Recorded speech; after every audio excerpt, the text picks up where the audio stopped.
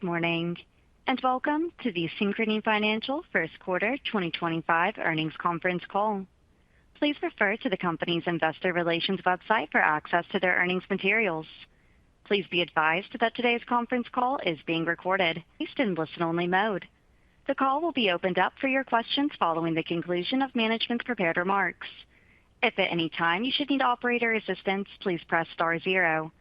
If you wish to ask a question following the prepared remarks, please press star one.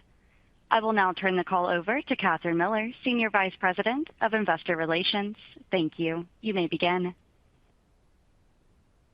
Thank you, and good morning, everyone. Welcome to our quarterly earnings conference call. In addition to today's press release, we have provided a presentation that covers the topics we plan to address during our call. The press release, detailed financial schedules, and presentation are available on our website, synchronyfinancial.com. This information can be accessed by going to the Investor Relations section of the website. Before we get started, I wanted to remind you that our comments today will include forward-looking statements. These statements are subject to risks and uncertainty, and actual results can differ materially.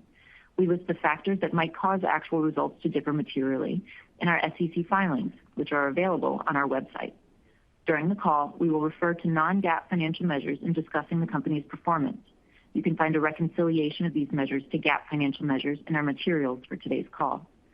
Finally, Synchrony Financial is not responsible for and does not edit or guarantee the accuracy of our earnings teleconference transcripts provided by third parties.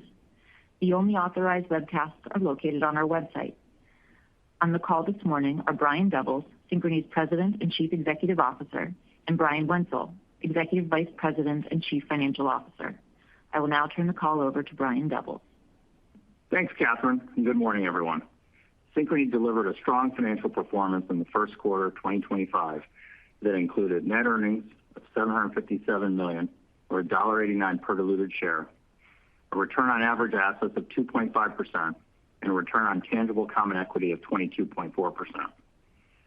These results were driven by Synchrony's ability to leverage our core strengths in order to empower our customers with prudent financial flexibility and enduring value when they need it most, while also delivering loyalty and sales to the many partners, providers, and small businesses that form the foundation of our economy. During the first quarter, Synchrony engaged with approximately 70 million customers and generated $41 billion of purchase volume. Year-over-year trends in both active accounts and purchase volume continued to be impacted by the credit actions that Synchrony previously implemented, as well as continued moderation in customer spend as they navigated the challenges of affordability in day-to-day lives. Dual and co-branded cards accounted for 45% of total purchase volume for the quarter and increased 2%, generally reflecting the growth from our Care Credit dual card launch, which began last year and has been contributing to out-of-partner spend ever since. Purchase volume at the platform level ranged from between down 1% and down 9% year-over-year, as customers generally remain selective in their discretionary spend and bigger ticket purchases, particularly in categories like furniture, jewelry, outdoor, dental, and cosmetics. Slide 3 of our earnings presentation provides a closer look at our weekly purchase volume during the first quarter, as well as the first 2 weeks of April. Our week-to-week sales were generally consistent throughout the quarter, as was the weekly variance to prior year, including in March when news of government layoffs and tariffs began to intensify. And as you can see by the generational mix of weekly sales, we saw consistent engagement across the customer base throughout the quarter, with no discernible shift between generational cohorts. These portfolio spend trends, in combination with our credit actions, contributed to the 2% year-over-year decline in ending receivables. From a payment behavior perspective, payment rate remained flat compared to last year, but increased sequentially by 10 basis points, generally in line with pre-pandemic seasonality. This sequential increase in payment behavior occurred across all credit grades, as the proportion of above minimum payments increased and less than minimum payments decreased. In aggregate, the proportion of less than minimum payments in our portfolio remained below the 2017 to 2019 average across all credit segments.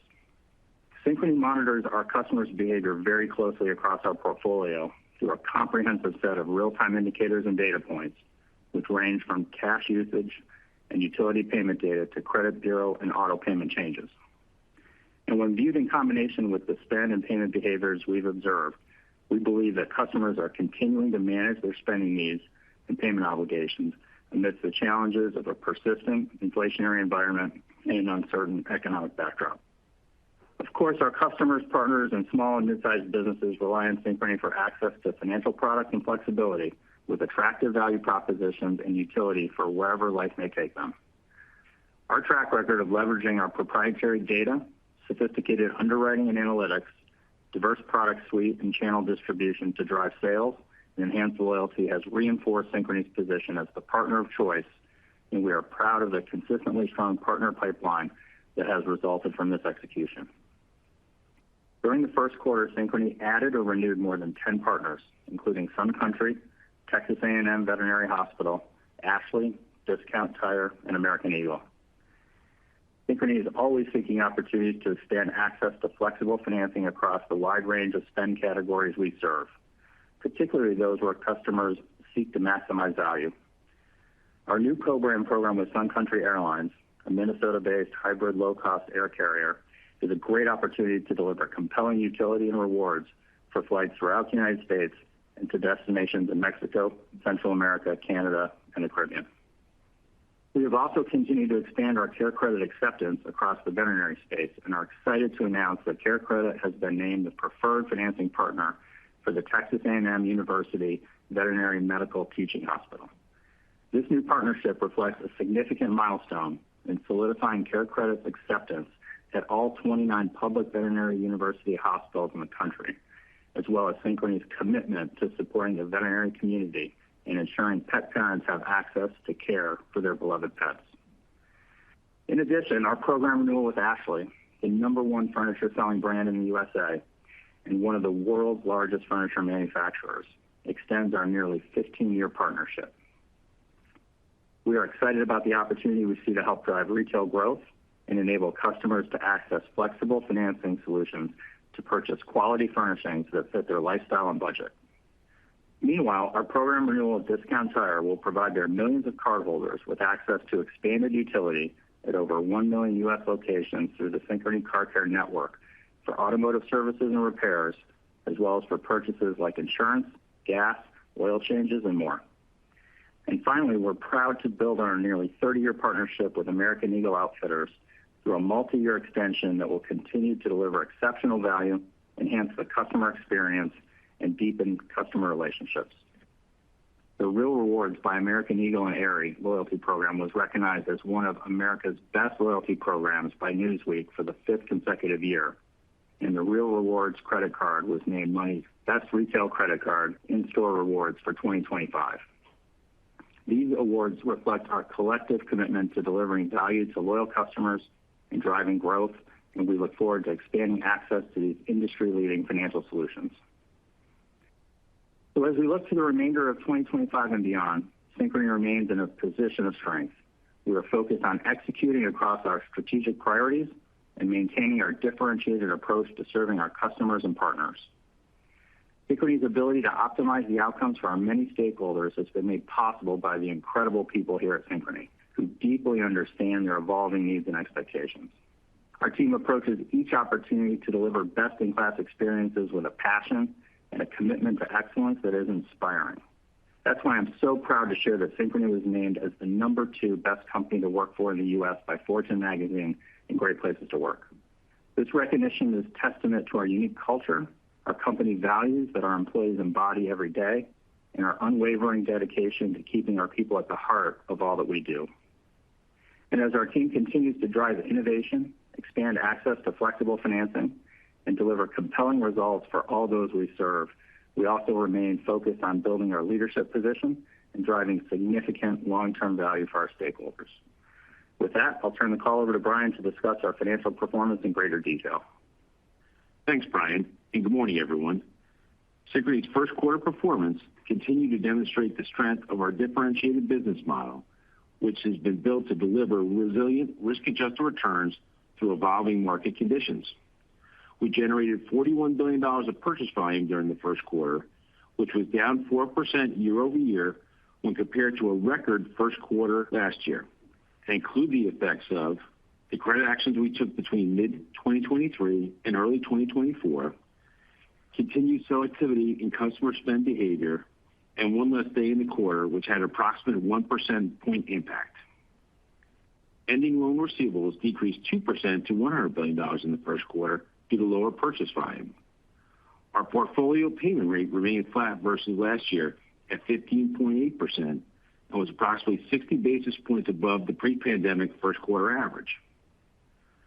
Net revenue decreased 23% to $3.7 billion, primarily reflecting the impact of the Pets Best gain on sale in the prior year. Excluding this impact, net revenue was essentially flat as lower interest expense and higher other income were offset by higher RSA. Net interest income increased 1% to $4.5 billion as a 7% decrease in interest expense was partially offset by a modest decline in interest income. Our first quarter net interest margin was 14.74% and increased 19 basis points compared to last year. The increase was driven in part by lower interest-bearing liabilities costs, which decreased 26 basis points versus last year and contributed approximately 25 basis points to our net interest margin.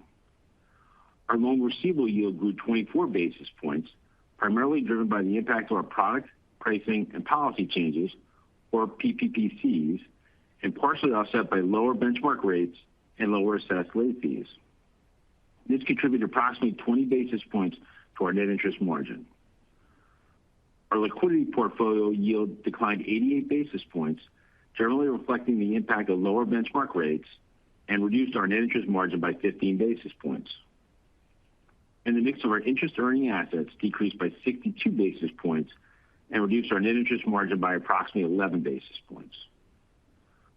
RSAs of $895 million were 3.59% of average loan receivables in the first quarter and increased $131 million versus the prior year, primarily reflecting the program performance, which included the impact of our PPPCs.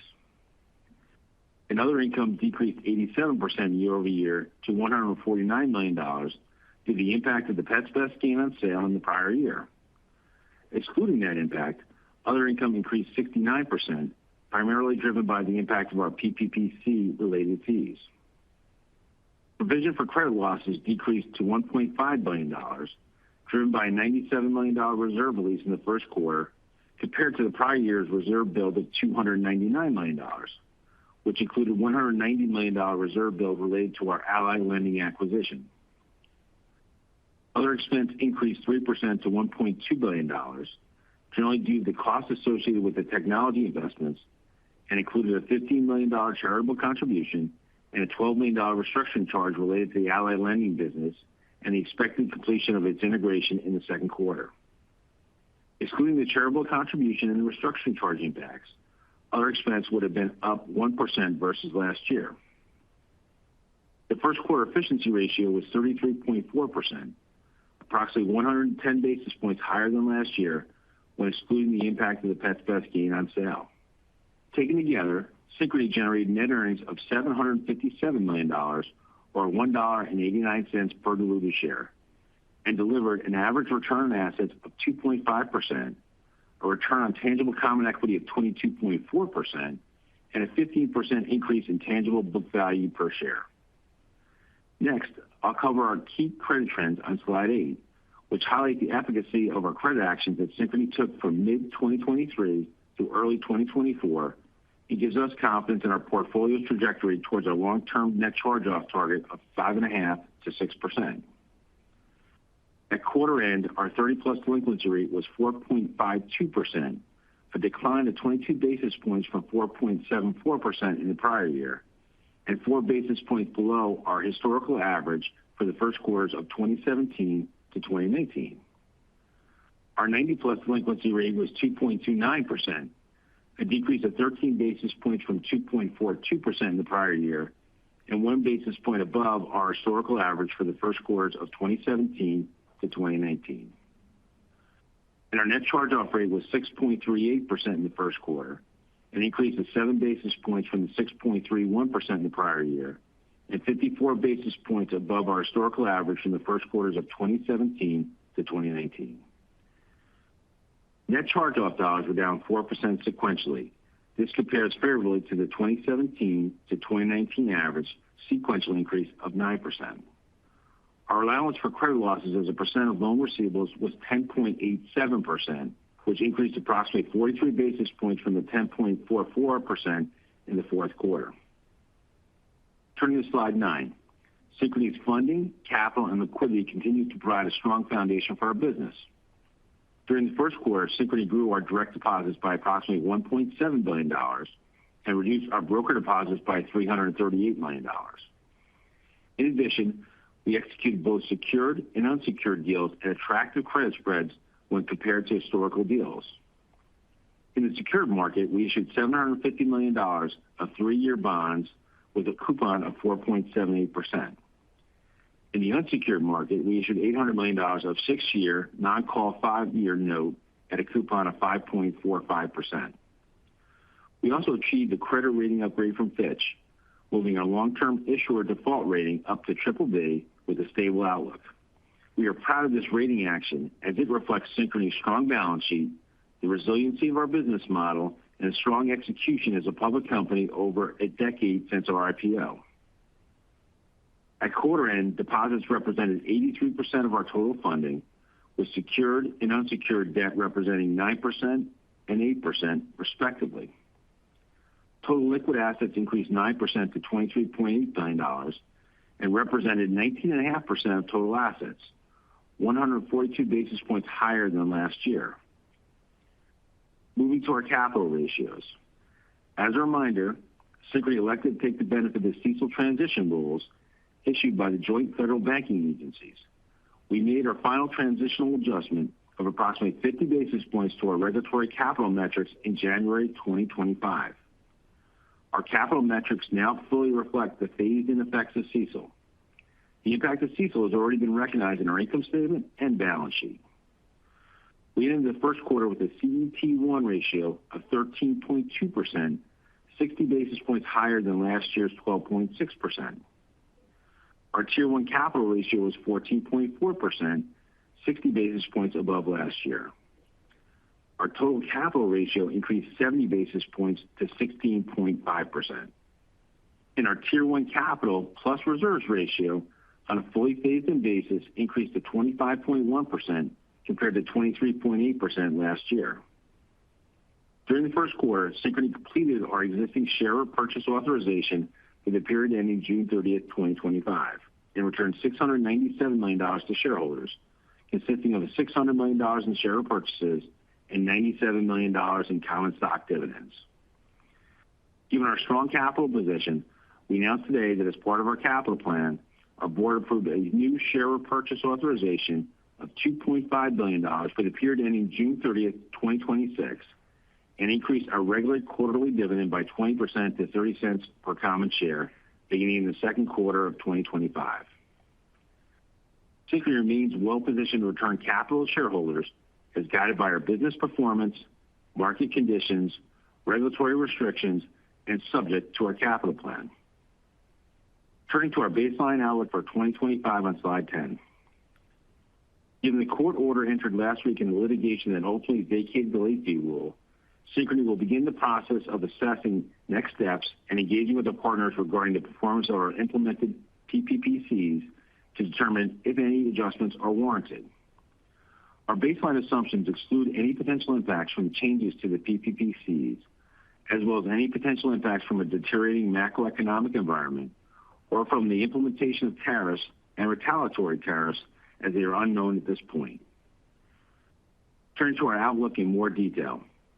We continue to expect purchase volume growth to be impacted by our previous credit actions and selective customer spend behavior, and that payment rate will remain generally in line with 2024 levels. As a result, we are maintaining our full-year expectation of low single-digit growth in ending loan receivables. We continue to expect net revenue between $15.2 and $15.7 billion for the full year.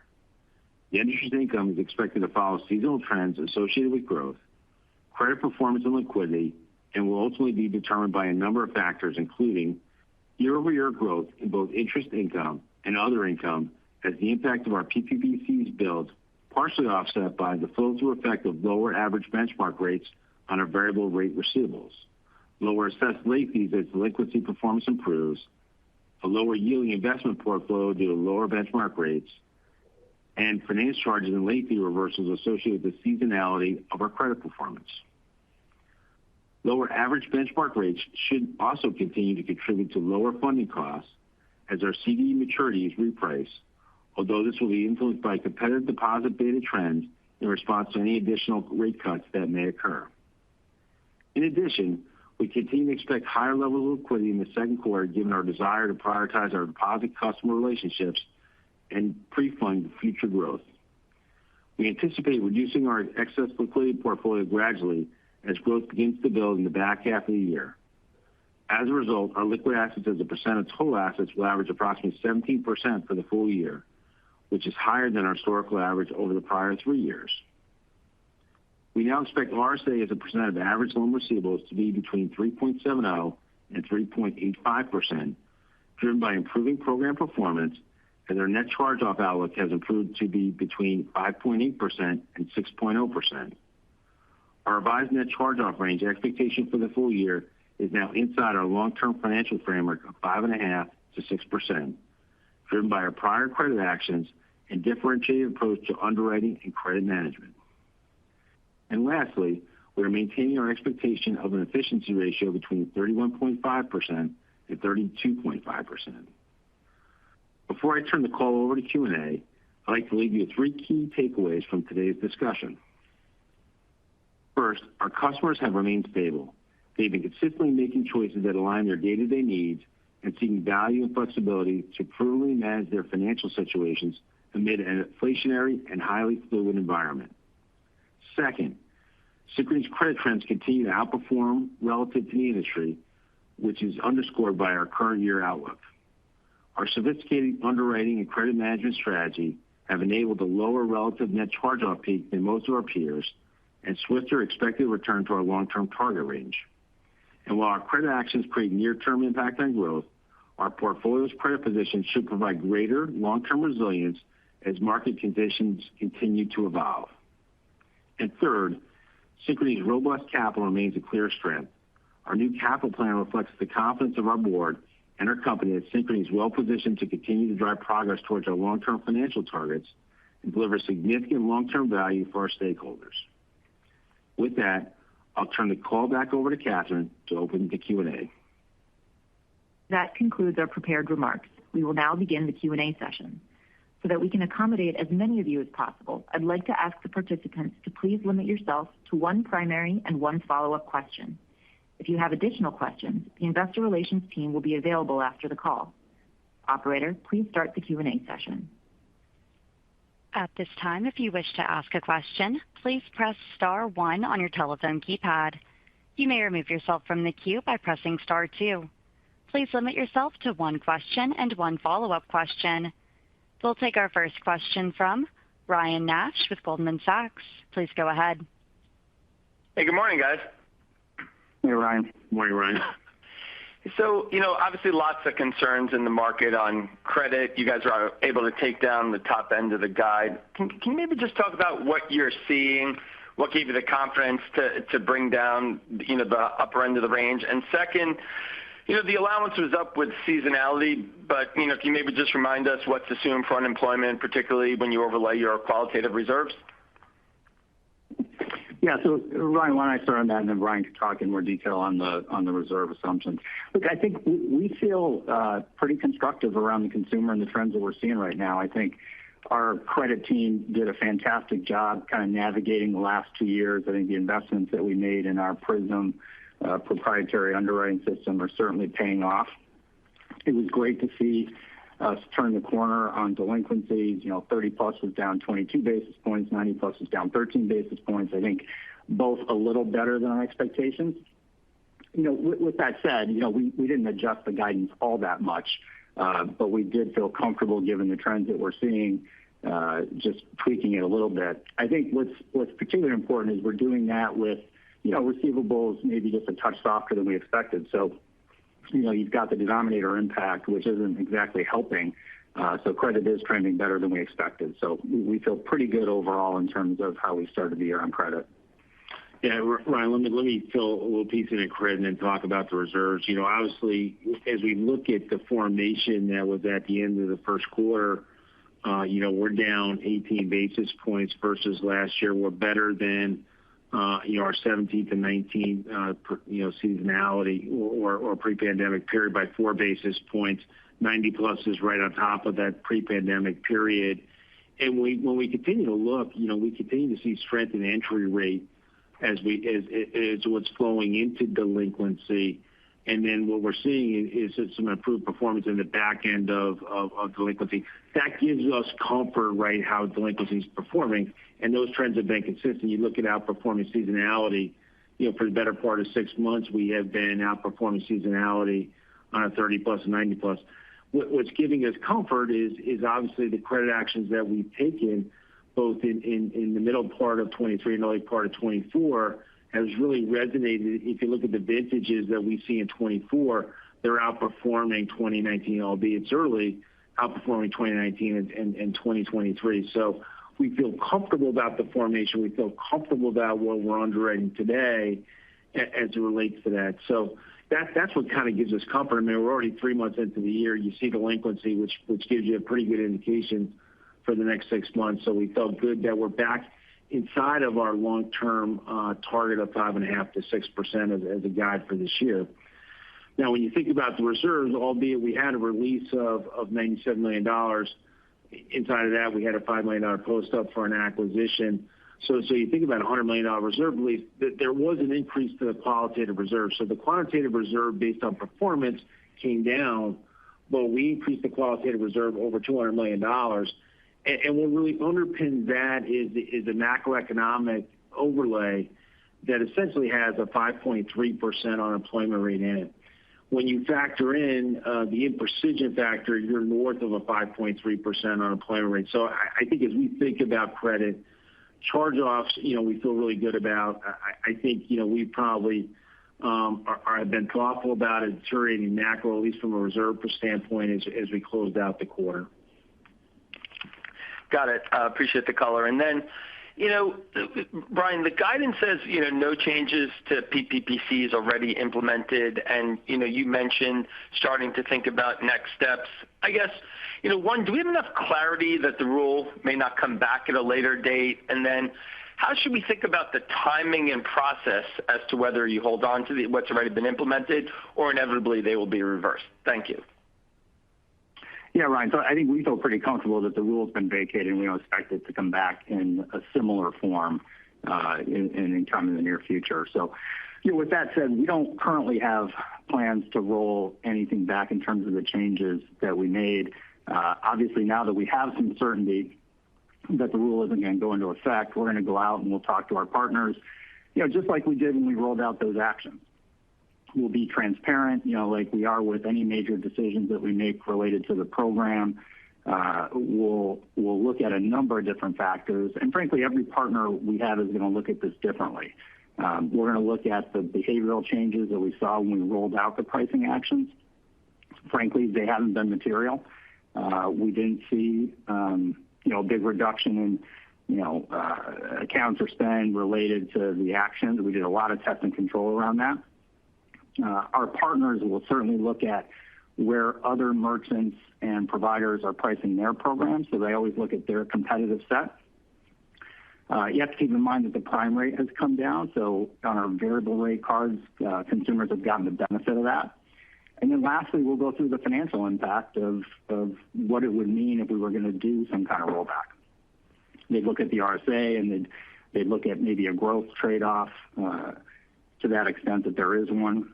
And then the other thing I just want to highlight, I think this is important, any kind of change that we're going to make could come in a variety of forms. So that could be adding value to the card and giving value back to the consumer through promotions and offers and stuff like that. It doesn't have to just be a price rollback necessarily. We could also approve more customers at the margins, where we have the opportunity to do that at attractive returns. And lastly, I'd just say, look, it's going to take some time. We're going partner by partner, just like it took quite a bit of time to roll out the PPPCs. It's going to take a lot of time to get through, those discussions. It's complex. Every partner is going to look at it differently. And frankly, our partners are focused on other stuff at the moment. just given the uncertainty in the environment. Appreciate all the call, Brian. Thanks, Ryan. Thanks, Ryan. And we'll move next to Terry Ma with Barclays. Please go ahead. Hi, thank you. Good morning. I'm just curious about your good morning. I'm just curious about your growth outlook. It's good to see that you reaffirmed your year-end receivables guide in the face of an uncertain macro. But purchase volumes, loan growth, and account growth were all lower year over year. So what's the driver of the return to positive growth by year-end? And is there anything you can do to help drive that? Yeah, thanks for the question, Terry. As we look at the, start at the top of the funnel, the purchase volume, purchase volume, we had -4%, it's -3% when you factor out leap year. We're comping against the highest purchase volume for a single quarter in the first quarter, in our history. So a tough comp. What we saw last year, though, was a decline in purchase volume or slowing in purchase volume that began in June of last year through the end of the year. So the comps get a little bit better. I think you see on the charts that we kind of showed in the earnings deck today, this narrative that the consumer is pulling back. We have not seen the consumer pull back for us. Sales have been consistent, both on a weekly basis all the way throughout, second week into April. So sales have been consistent, and we haven't seen any generational shifts, which we try to show in the charts. So the consumer is continuing to be resilient through this period of time. When you think about some of the other metrics, when you think about active accounts and the like, part of that's really influenced by our credit actions and the impact on new accounts. That has given us a little bit of a headwind. But again, we believe that as the consumer kind of gets their footing here, with hopefully a lower core inflationary market, that the strength continues. And we see the pickup in volume that should accelerate through the year, mainly in the back half of the year, following more seasonal trends. So we're encouraged by the first quarter performance is generally in line with, how we thought it would play out. We indicated in the beginning part of the year, the first half would be much like the second half of last year. Again, once you start lapping that and getting through, we believe that a low single-digit receivable growth is achievable. This also doesn't factor in any potential adjustments to credit, right? If the environment holds the way it is today, there's some thought that we may do things that are to existing customers that we know and have relationships that could accelerate that growth. That's not factored into this outlook, but something we'll consider as we watch the macroeconomic environment and how things play out. Got it. That's helpful. I guess to the extent that, loan growth doesn't come in as expected in the low single digits, how does that impact the phase-in of your PPPCs, particularly the APR piece? Any way to kind of quantify or contextualize that? Thank you.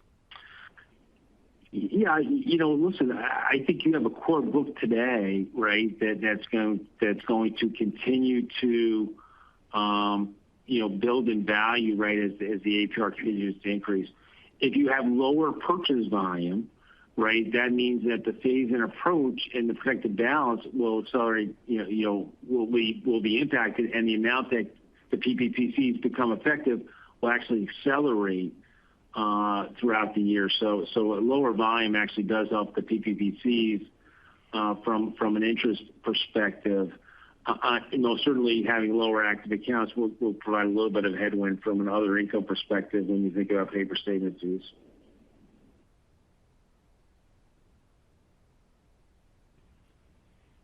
Thanks, Terry. Have a good day.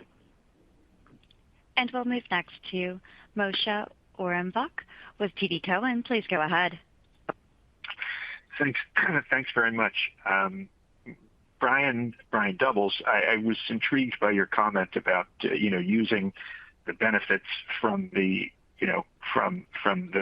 mitigants or PPPCs to kind of add value and add growth, either, by adding value to specific consumer, propositions or by underwriting a little deeper. Maybe could you just flesh that out a little bit and, talk about maybe not specific merchants, but are there categories of merchants where that's going to, where each of those could work better, and maybe talk about how that factors into your growth plan for 2025?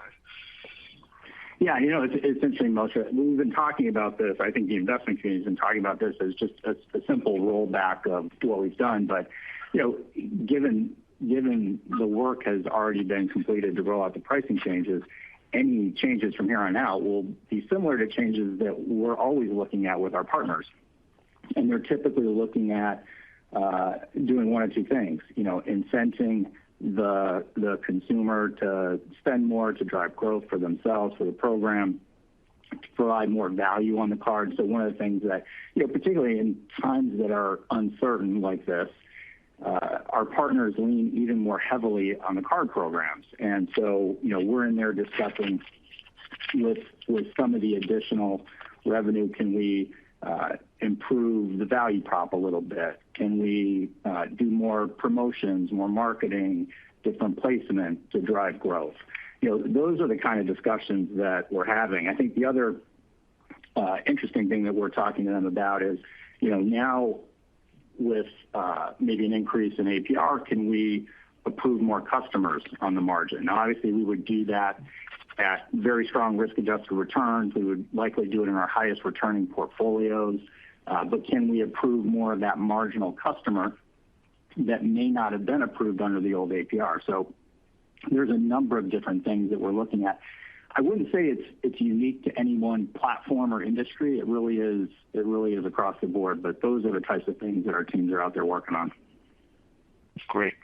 Thanks. And maybe as a follow-up, I know probably gave you a little bit of a hard time last year about not using the share repurchase as aggressively. And your comment about waiting for some market volatility, certainly have seen that. Given that you're now past the full implementation of CECL, and at the moment loans are not growing, you're expecting them to come back a little bit, but still be obviously you'll be generating a lot of excess capital. Can you talk about, in the current environment, given all the factors that we know, positive and negative, how you think about the use of that that new share repurchase authorization? Yeah, thanks for the question, Moshe. The way we think about it, we're starting from a place where we have a lot of excess capital, right? So, and we know that this year, hopefully, if things play out, that we will generate, like other years, significant capital for utilization. Our number one priority is always going to be organic RWA growth. And again, we have it growing here low single digits, which is below our historic norm. Obviously, we would be pleased if it exceeded that. Our second, the dividend, and you noted, hopefully noticed this morning, we increased our dividend 20% to 30 cents per share on a quarterly basis. And then you get into share purchases or inorganic opportunities. And again, we're going to be very disciplined when it comes to inorganic opportunities to add things to the portfolio or add capabilities to the portfolio, either at attractive financial returns, IRR, ROIC, or returns that are accretive to the baseline ROA of the company as we move forward. That being said, $2.5 billion is probably one of our larger historical share repurchases. That doesn't preclude us, to the extent that growth doesn't necessarily come through, going back to the board and increasing that if we deem that to be the best use of capital. So, for us, it's a strategic advantage right now that we can employ either in the short term or invest in the longer term. So it gives us a lot of flexibility as a company. It gives the board a lot of flexibility of how we can, execute against our long-term strategy. I mean, Brian is a priority. Thanks very much. Right. I would just reiterate, emphasize that, over the last 10 years, we've bought back half the shares of the company. So we are laser focused on returning capital to shareholders if in the event that we don't need it for RWA growth. Thanks very much. Thanks, Moshe. And we will move next to Mihir Bhatia with Bank of America. Please go ahead. Hi, good morning. Maybe I just want to take a step back first to just amplify the macro commentary a little bit. I just want to talk a little bit about what you're seeing in your data, hearing from retail partners. How are they prepping for the potential of tariffs? Is there anything you guys are involved with that process with, or just even thinking through, what it looks like when when the tariffs come in place?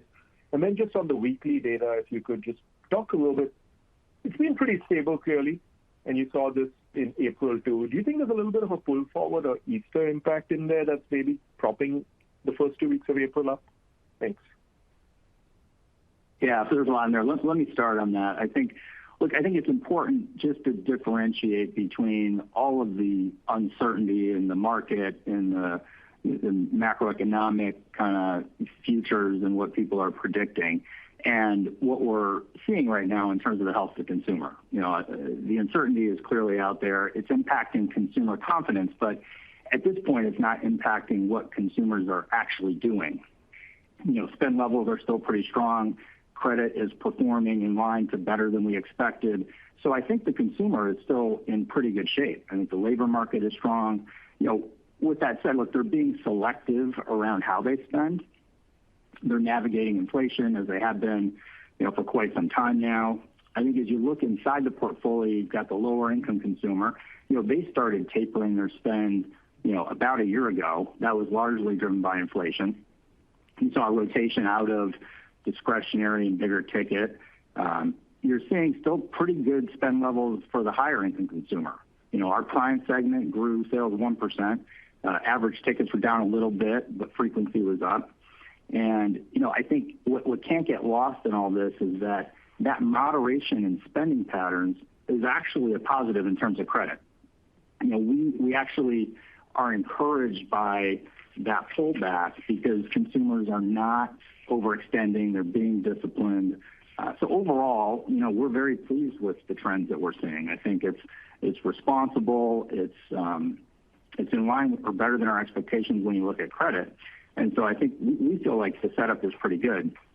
Now on tariffs, we're obviously spending a lot of time with our partners. That's creating a lot of the uncertainty. I think our partners, some are more impacted than others. They're rethinking strategies around inventory management, supply chain, pricing actions. You're seeing some marketing to kind of pull forward sales. I would tell you we haven't seen that yet. We haven't seen that materialize. We may. It's still very early, but we're not seeing it in the data. You saw the weekly data was still, relatively consistent, relatively flat. So look, we're in an uncertain situation here. We're staying close to our partners. We're doing everything we can to serve them. Times like these, like I said, you generally see our partners lean on the credit program even more heavily. Those are their best customers typically, and that's where we're spending a lot of our time right now. Yeah, here, let me add a little bit more color on, I think, on the outlook, and then answer your second question about pull forward. When you look at the outlook, I think people look at that and say, well, there's no macroeconomic deterioration that's in here or the impact of tariffs. Let me give you a little bit of a framework. If you think about a traditional macroeconomic, called recessionary type environment, what you generally see in this industry, right, is in theory slowing down a payment rate, higher revolve. You end up in the short term having higher interest income, higher late fees, which precedes net charge-offs. Put aside the reserve for a second. So if you got into a recessionary period like today, I think what you start to see is a change in the consumer behavior that, in theory, would provide you incremental revenue offset by the RSA, and then charge-offs, because the way in which unemployment builds, people lose their jobs, they have severance, they get unemployment, they go through a period of trying to deal with their financial situations, they go into delinquency, then roll. Your charge-offs are more a 26 issue if you were in that scenario today. Then you have to consider whether or not your reserve outlook really took into account what you think the top end of the unemployment looks like in 25. So that's why it wasn't really factored in, because there are, if you were in a very traditional recessionary environment, upside to some of the base case that's in here. When we talk about no consumer behavioral attributes from tariffs, there are two elements that come through there. One, yes, sales volume or purchase volume may get a little bit more challenged, right, as the consumer has to spend more on certain goods and rotate maybe added discretionary goods, but also payment rates should in theory decline, which would give you higher revolve. So those are ones we'll watch. We haven't seen any of these factors today, either in unemployment or in changes in behavioral impact from tariffs. Your specific question about the pull forward, and you look at the weekly sales, as we showed you the first couple of weeks of April, if you look at the weeks 12 and 13 versus week 15, so the second week in there, when we unpack that, there were three platforms that were impacted. One platform had what we believe increased relative to home, right, which we traditionally see in the springtime. One platform had a significant campaign run by our partner, which included our credit card, where we saw an uplift in new accounts and activity. So that was fairly normal. And the third platform was really more Easter. I think we see it. We do not see, even though we see some of our partners running tariff-related promotions, there's been no discernible information or data that says we have any pull forward from tariffs in and of themselves. Got it. That was tremendously helpful. Thank you. Maybe just switching gears a little bit to partners and competitive intensity for retail programs.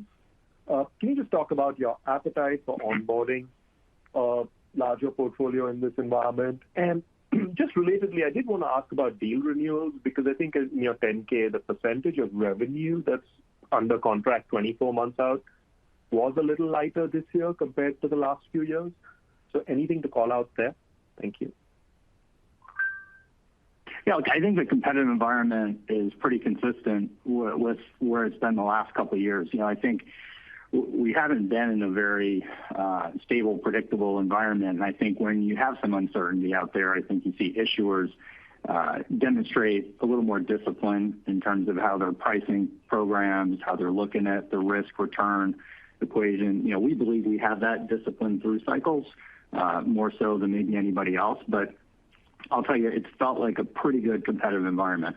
And look, we're always looking to bring on new programs. We signed some this quarter. We had some great renewals, big, small. We kind of cater to such a diversified set of partners, tons of small to medium-sized businesses, hundreds of thousands, and we've got really large partners that are really attractive as well. And if you think about just the past year, we renewed Sam's Club, JCPenney. We're always in those types of discussions with our partners, looking to early renew when we can outside of an RFP. And there's typically things inside of the program that, as you get into these 10-year agreements, something that we want to fix, something that they want to change. Maybe it's a refreshed value prop. So, we'll typically get together on those with our partners and say, okay, we're both willing to make this investment. Let's add some years to the back end of the contract. Yeah, and here to answer the second part of your question, in our 10K disclosure, obviously the year shifted between 23 and 24. So we slid out to 2027 and beyond from a disclosure standpoint. I think back in December when we finalized the year and produced the K in February, we were in the low 80% range relative to revenue that was beyond 27. That's now in the high 80s. So we continue to make progress, and we have some renewals to go here in the next couple of years. As Brian's always tells us, we earn renewals every day, and we'll continue to work on those, over the course of the next year or so. But obviously, deliver for our partners, particularly in an uncertain environment, it's the best way to have renewals. Thank you. Thanks, Mayor. Have a good day. And we will move next to Rob Wildhack with Autonomous Research. Please go ahead. Morning, guys. I think last quarter you had mentioned running with higher levels of liquidity or at least for the early part of this year, to pre-fund growth. Does that stance change at all with respect to the current macro environment and the uncertainty out there today? Is it possible that you would run with liquidity even higher now? First of all, thanks for the question, Rob, and good morning. I think our liquidity position, as we thought about it as we entered the year, was twofold. Number one, albeit a slower growth environment than historical norms, we realized we're going to return to growth, right? So coming on and off and trying to start the engine of growth on your digital bank and deposits, didn't make a lot of sense to us given the rate environment. Even if I have excess liquidity, why it's a drain on NIM.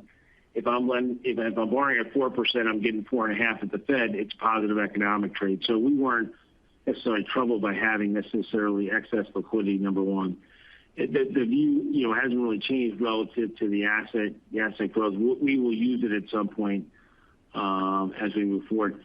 The second benefit of having that excess liquidity, we're into some significant maturity towers here on CDs that are up for renewal.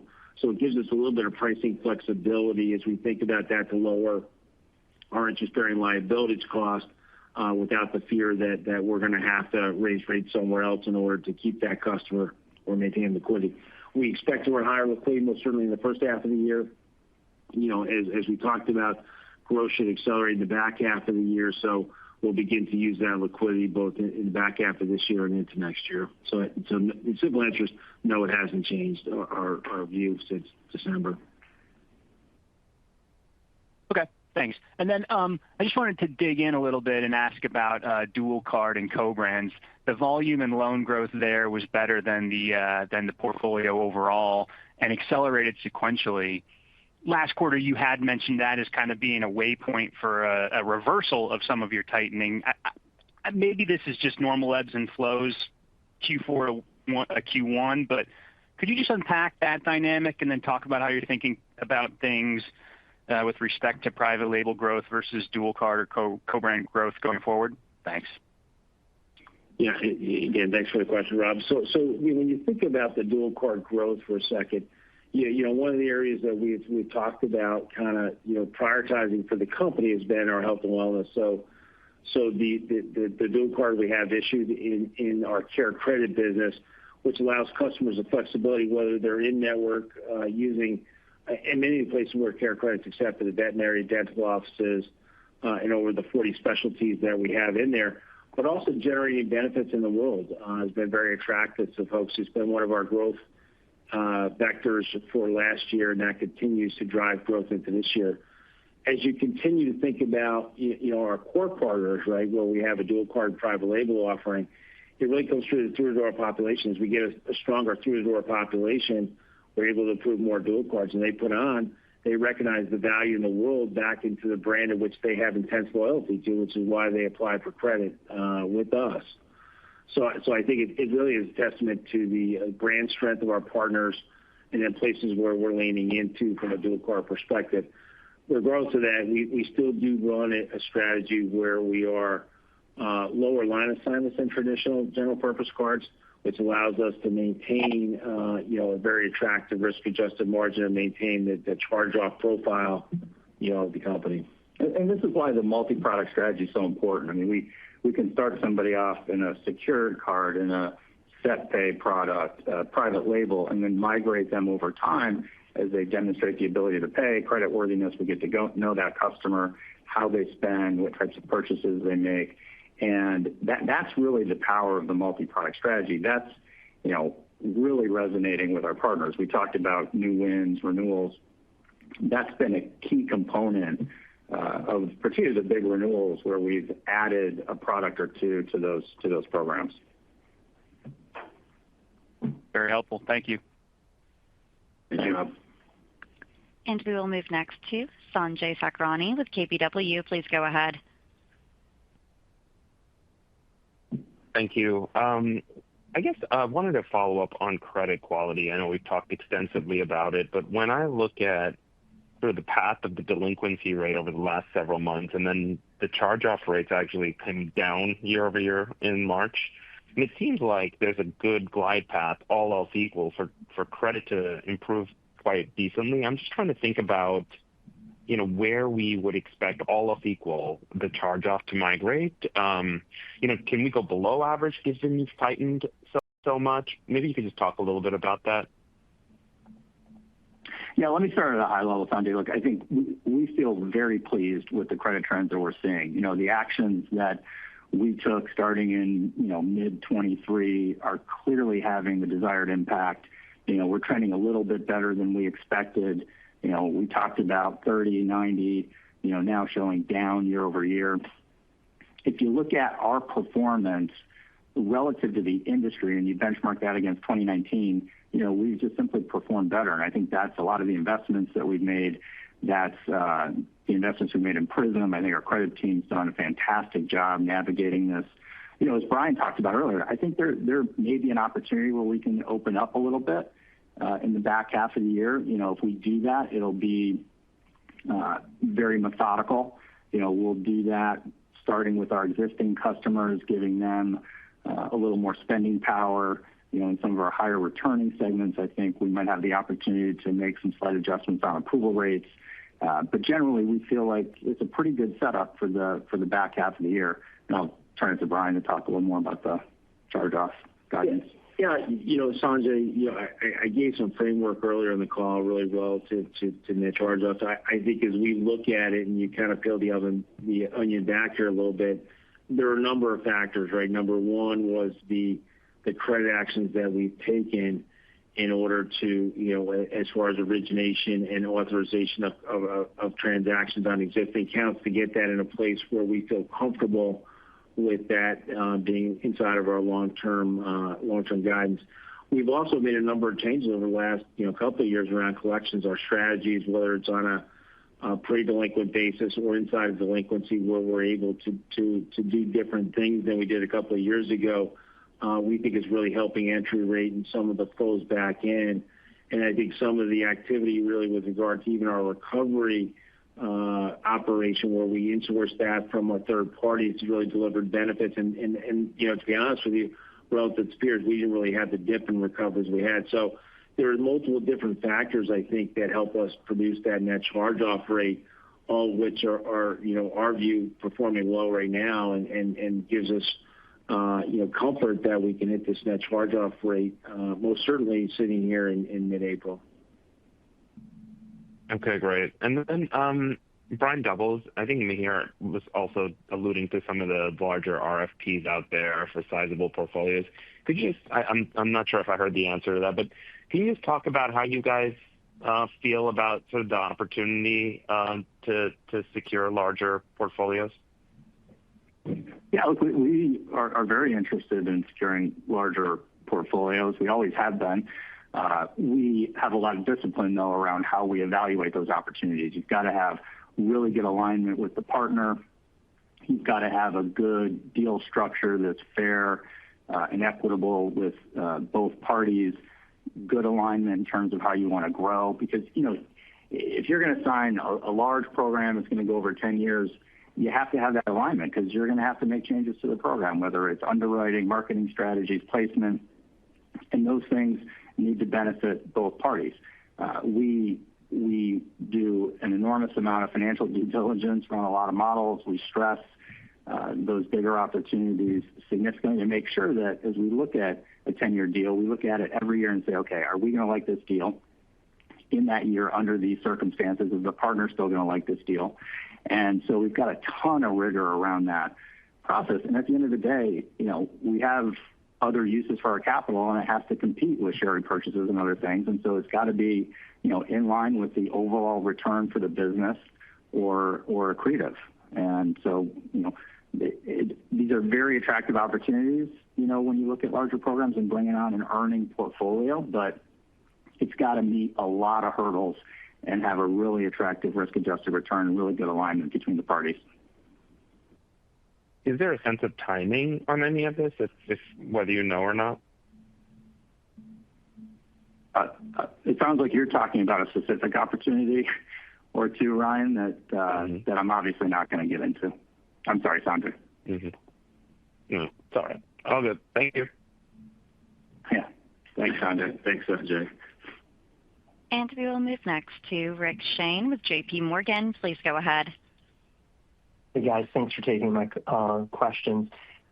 Look, I'd like to delve in a little bit more to the dual card. There was talk about the growth there, but I am curious, when you think about the credit profile, is it different both from a FICO score perspective, but maybe even more importantly from a utility perspective?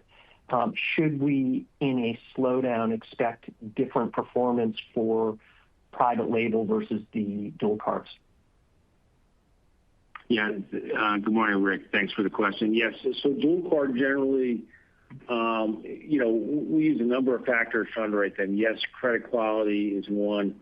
We have our own proprietary score, as well as we use data from our partners in order to determine whether or not they're dual card eligible or private label card eligible. When we think through that, there are times when your credit score may be a little bit lower, but based on their performance with us, we give them a dual card because they perform better. They perform like a higher credit grade. Generally speaking, though, the credit quality of the dual card is higher. The spend and payment rates are generally higher than that of a private label card. I think if you enter into a economic downturn, most certainly we deploy the same type of credit actions we normally would take, which would make sure we are not overextended on lines. We watch account transactions and authorizations. It generally will have higher severity because it's a bigger balance, but lower incident rate of charge-off, where your private label book has a higher incident rate because it has generally speaking, a lower credit profile, but a lower severity rate because of the average balance and line restrictions. Got it. And can you speak a little bit to the impact of utility for the consumer being able to use the card in one place as opposed to having it be their primary card, and how that impacts payment behaviors? Yeah, listen, I think every individual makes a payment hierarchy decision, right, relative to what cards. In a lot of places, they'll make decisions, and look at cards based upon, the brand in which they're connected with, not solely utility. I mean, it's not just a piece of plastic or a digital card, right? They want to sit back and say, listen, I like to go shop at retailer X or Y, and they want to continue to use that, and they use it there.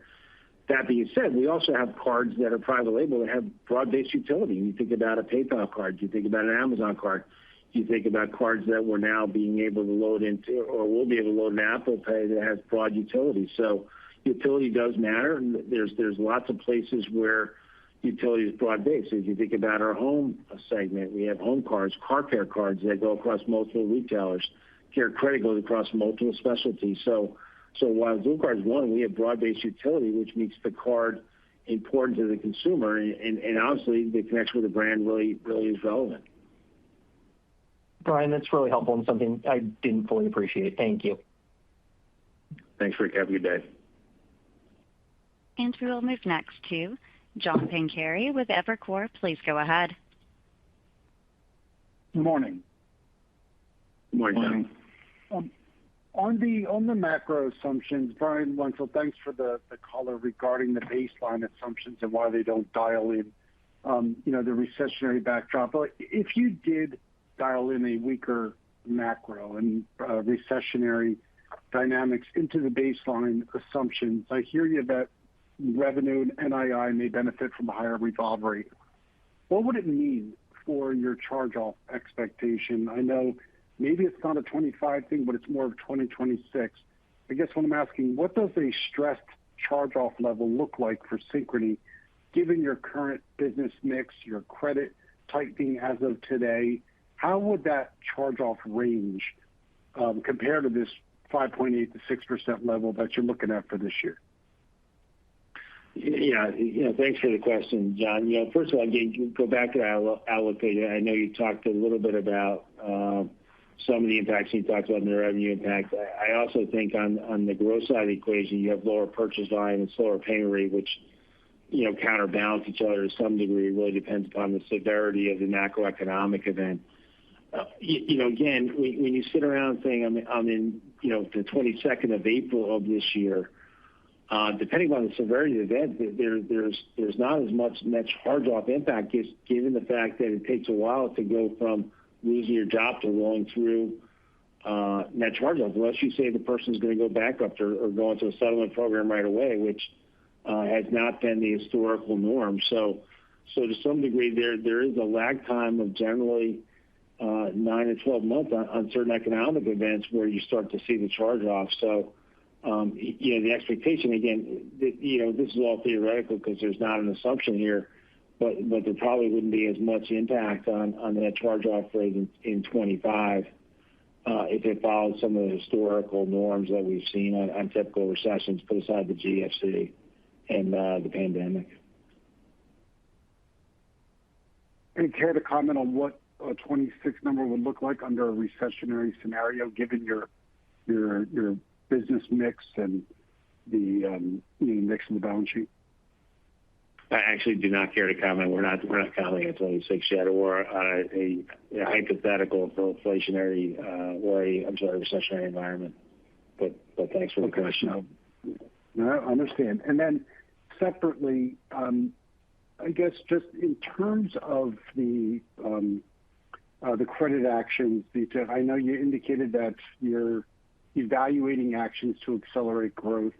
When you talked about some of the partnerships and everything, does that include a widening of the credit box from here, just given how your credit has performed? I mean, are you evaluating unwinding some of the tightening actions that you put in place in 23 and 24 to drive some acceleration in growth? Yeah, I mean, I alluded to that earlier. I think it's something we're evaluating. We'll be very methodical about how we'll do it. We would tend to start with our existing customers. We know them well. We know how they spend. They've built a credit history with us, so we would give them a little more spending power potentially. Where we have higher returning segments in the portfolio, there may be an opportunity to widen the box a little bit. But everything would be done in the context of that long-term net charge-off rate. So 5.5% to 6%. We're not looking to do anything outside of that. We don't want to run well below that because we're leaving growth on the table. And we certainly don't want to run above that. And you've seen us manage it back into that long-term charge-off guidance. So, that's how we would approach it. We're managing through a fairly uncertain environment. So we're obviously taking that into account. And that's why we move pretty methodically.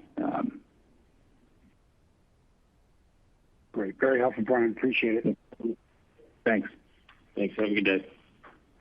And we'll move next to Mark DeVries with Deutsche Bank. Please go ahead. Yeah, thanks. Had a follow-up question on just capital levels and returns. You're sitting here with CET1, 13.2%, well above kind of the historic target range of 10 to 11%. I guess the question is that still the right target for you to manage down to? And any thoughts on kind of pace at which we should expect you to kind of manage down to those levels? Yeah, thanks for the question, Mark, and good morning. Our target level, which we've shared, is 11%. So that's the goal in which we go through. Obviously, there's some buffer around that at different points given seasonality. But we're on a consistent pace to do that. Remember, Mark, we started out where our capital peaked at 18% CET1 in this company, and Brian highlighted earlier on the call. We've taken out over half the shares since 2016 to kind of get here now. So we understand the importance of having an efficient balance sheet. We've kind of built out our tier 2. We have a little bit more on tier 1. And we're on a pace in which we've shared with our board and our regulators over the course of several years on how our capital capital trajectory goes.